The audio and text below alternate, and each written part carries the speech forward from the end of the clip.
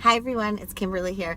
I know that it's dark outside and kind of scary, but I just wanted, in light of this month being the lucky month, I wanted to make sure that you don't press your luck and that you really take your sleep issues seriously, or those around you. So I just couldn't go to bed without talking to you about that.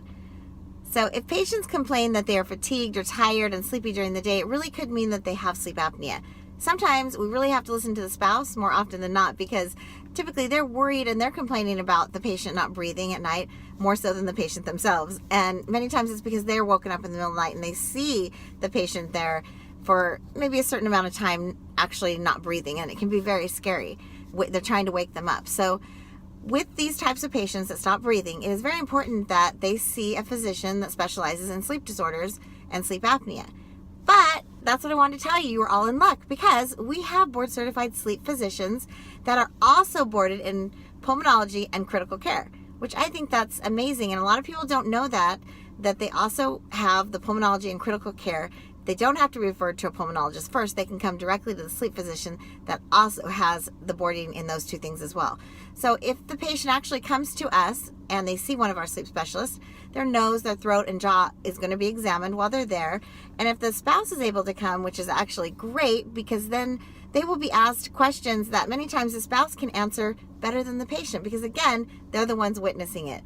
So they'll be asked questions about their snoring history, gasping, if the patient snorted, what their sleep habits are like, if they're daytime sleepy, or if they fall asleep in front of the TV.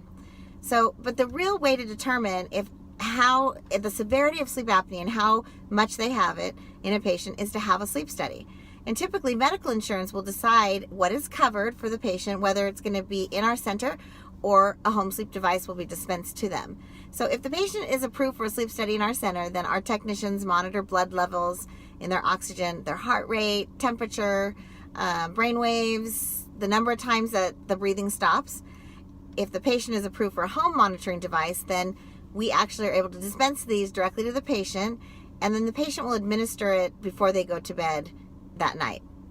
So don't press your luck and give us a call at 866-987-1611, and we will work with your insurance company to figure out what is covered in regard to your sleep and what's best for you. So have a good night. Happy sleeping.